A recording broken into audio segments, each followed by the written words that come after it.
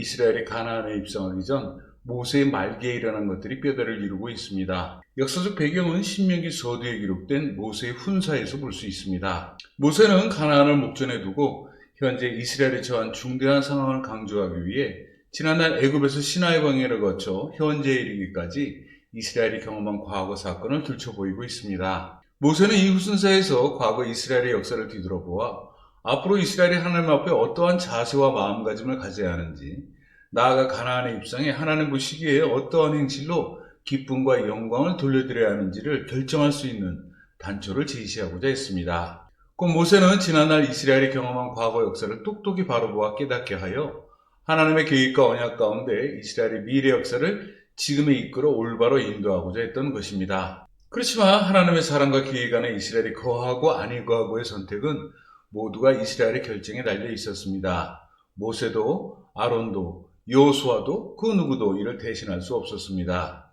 곧 하나님을 향한 이스라엘의 순종에 그들의 운명이 달려 있었던 것입니다. 따라서 우리가 지금 이후로 보고자 하는 신명기는 지난날 암울했던 이스라엘의 역사를 기반으로 장차 도래할 이스라엘의 미래의 역사를 전망하는 시각에서 이해하고 되새겨보아야 합니다. 신명기의 직접적 배경으로서 가장 의의 있는 사건은 출애굽이며 시내산에서 모세가 하나님께로부터 받은 율법이 뒤를 잇고 있습니다.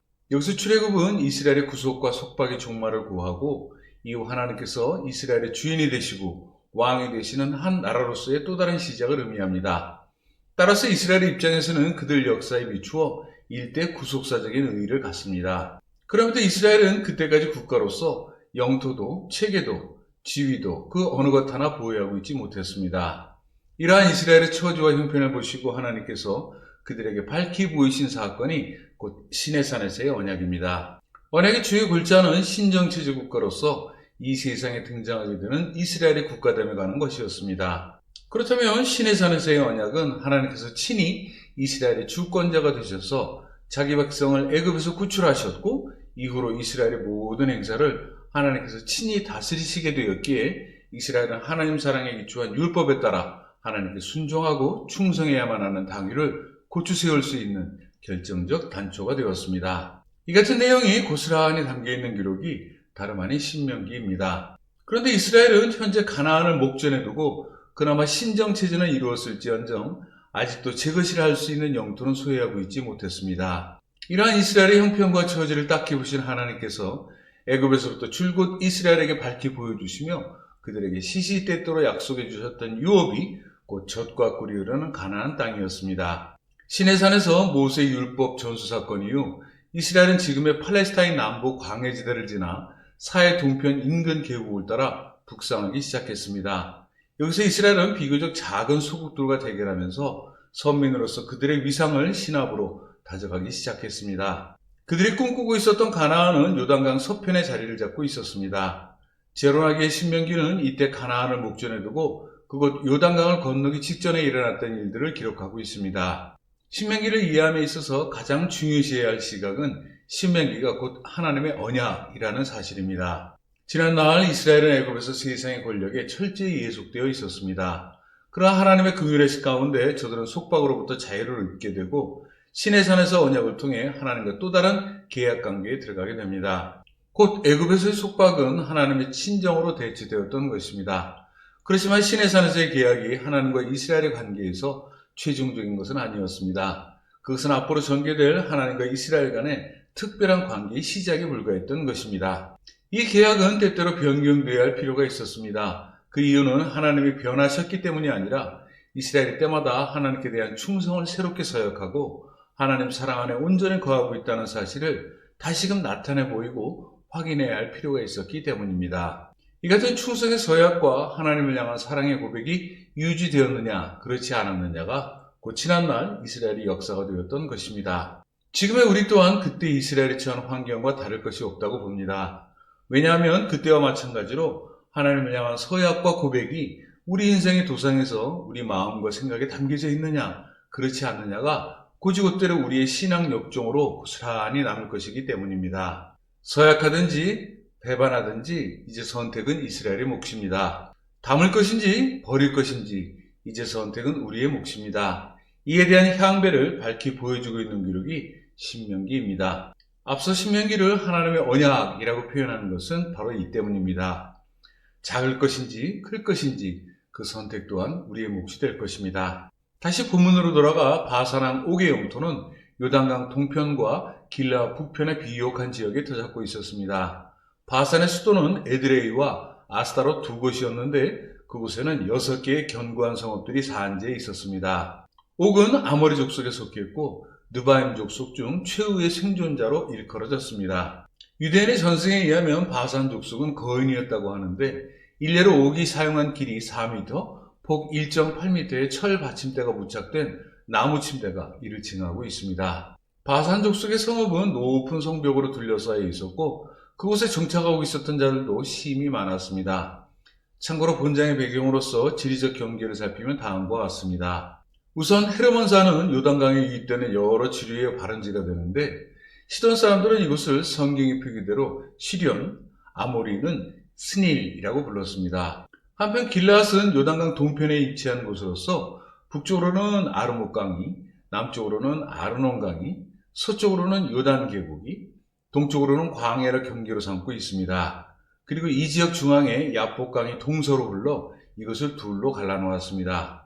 후에 이곳은 므낫세 지파가, 중부는 갓 지파가, 남부는 르우벤 지파가 차지하게 됩니다. 이와 같은 이스라엘은 하나님께서 명하신 대로 바산왕 옥과 모든 백성들을 한 사람도 남김없이 쳐서 멸하고 모든 성읍을 차지하게 됩니다. 이스라엘이 이처럼 바산과의 전투에서 승리할 수 있었던 비결은 전적으로 하나님께서 그들을 돌보시고 도와주셨기 때문이었습니다. 모세는 이 같은 사실을 백성들에게 바로 알게 함으로써 이스라엘로 하여금 하나님의 사랑에 단단히 결속될 수 있도록 독려했습니다. 그 훈사에서 모세는 그의 인생을 통틀어 가장 가슴 아프고도 비통한 회한을 접합니다. 그것은 모세의 간절한 기도에도 불구하고 가나안에 자신의 발을 디딜 수 없을 것이라는 하나님의 말씀이었습니다. 애굽을 탈출한 이후 모세는 이스라엘의 대변자로서 하나님께 간구하며 모든 문제를 해결해 왔습니다. 그러나 가데스 바네아에서 하나님께 반역한 이스라엘의 죄값에 따라 모세는 가나안에 발을 들일 수 없었습니다. 이 같은 반역이 모세가 저지른 죄는 아니었지만 이스라엘의 지도자로서 그 책임을 물으신 하나님의 명은 끝내 거두어지지 않았습니다. 그러면서 모세는 끝까지 하나님 편에 서서 이스라엘의 약속의 땅에 이르러 어떻게 살고 또 살아가야 하는지를 자세하게 훈사했습니다. 참으로 위대한 용도자이자 하나님의 종으로서 모세의 위대함을 봅니다. 이윽고 모세는 아론이 숨을 거둔 비스가산에 올라 저 멀리 가나안을 보며 그의 백성을 이곳까지 이끌어 주시고 들여보내실 하나님의 은혜를 가슴 깊이 담을 수 있었습니다. 예전에 비스가산에서 아론을 떠나보낼 때는 조카 엘르아살과 함께 있어 슬픔을 서로가 나눌 수 있었지만 지금 그의 곁에는 아무도 그 누구도 없었습니다. 다음 기록은 지난날 바알볼 사건을 기록하고 있습니다. 이 기록 역시나 이스라엘로 하여금 하나님의 말씀을 올곧게 준행케 하여 하나님을 기쁘시게 하고 이로부터 축복된 삶을 누릴 수 있도록 권면하기 위함의 목적을 두고 있습니다. 이전에 이스라엘은 바알보울에서 모압 여인과 음행한 적이 있었습니다. 그러한 부정은 가나안의 주신이었던 바알을 숭배할 때 퇴폐적이고도 그가 무도하기 짝이 없었던 종교의식에서부터 비롯된 유산이었습니다. 그들의 종말은 다름없이 진멸이었습니다. 하나님께서 이스라엘에게 주신 율법은 모든 행사를 경건케 하고 하나님을 기쁘시게 하며 그들이 선민으로서 지표로 삼아야 할 명령이자 선물이었습니다. 이스라엘에게 율법의 준수는 하나님께 가까이 나아갈 수 있는 첩경이자 유일한 길이었습니다. 하나님께서는 이스라엘 가운데 항상 임재해 계셨는데 그 사실은 그들의 진영 한 중심에 자리 잡고 있었던 성막과 성막 위에 머물러 있던 구름기 등이 증거가 되었습니다. 한편 하나님께서 호렙산에서 모세를 통해 주신 율법 중에서 가장 중요하게 취급되었던 것은 모름지기 우상 숭배에 관한 것이었습니다. 이를 기억하고 모세는 이스라엘에게 우상 숭배에 관한 패악한 종말에 관해 다시금 강조했습니다. 어떤 사람은 이 같은 모세의 훈서에서 질투하시는 하나님이라는 표현을 적시하면서 이는 당시의 신관이 매우 유치한 것을 보인 단적인 예라고 이야기하기도 합니다. 그렇지만 제가 보기에는 우상에 쉽게 유혹되어 하나님을 떠나기 쉬운 이스라엘을 가르칠 수 있는 말로서 이보다 더 적절한 표현은 없을 것이라 생각합니다. 곧 하나님께 질투의 속성이 있다는 것은 어불성설이라고 하더라도 이스라엘이나 지금의 우리나 지극히 어리석고 미미한 존재들에게 이보다 나은 말은 찾아볼 수 없을 것이라 생각합니다.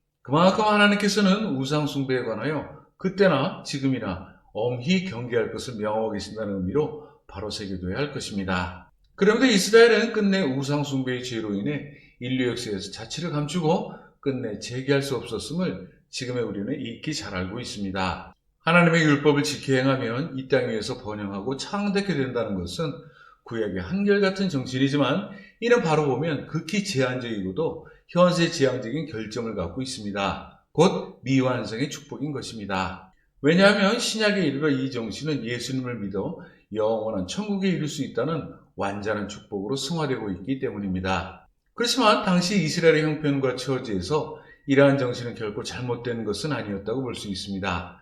그 이유는 아직은 유치하고 미숙하기 그지없는 이스라엘의 신앙에 빗대어 이 같은 제한적인 미완성의 축복이나마 그들에게는 영광일 수 있었기 때문입니다. 한편 모세는 본장에서 호렙산에서 그가 받은 10계명을 재차 가르치기 전에 온 이스라엘을 수집해 놓고 지난날 자신이 이스라엘에게 가르치고 이른 대로 하나님께서 주신 규례와 법도를 듣고 그것을 배우며 지켜 행하라는 호소를 앞세워 두고 있습니다. 10계명과 율법에 기초한 모세의 권면은 앞선 신명기 편에서 이미 보았기로 생략하기로 하겠습니다. 다만 그것과 본장의 차이점이라면 모세가 그때보다도 가일층 강력하고도 엄중하게 그것을 지켜 행하라는 데 주안점을 두고 있다는 사실일 것입니다. 모세는 신앙적으로 연약하고 어디로 보나 미숙하기 그지없었던 이스라엘을 염려해 곧 알아야만 지킬 수 있고 실천에 옮길 수 있었을 뿐만 아니라 속죄할 수 있었던 이스라엘에게 이를 바로 알고 깨닫게 하고자 이처럼 지켜 행하라는 훈사를 신명기 전반에 걸쳐 끊임없이 반복하고 있음을 봅니다.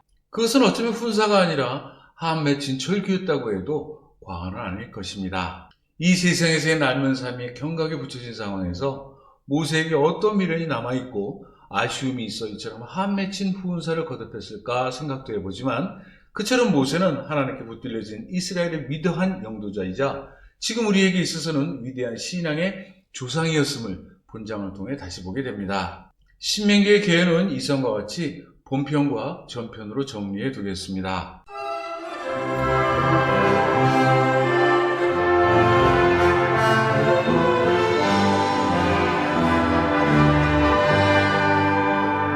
나의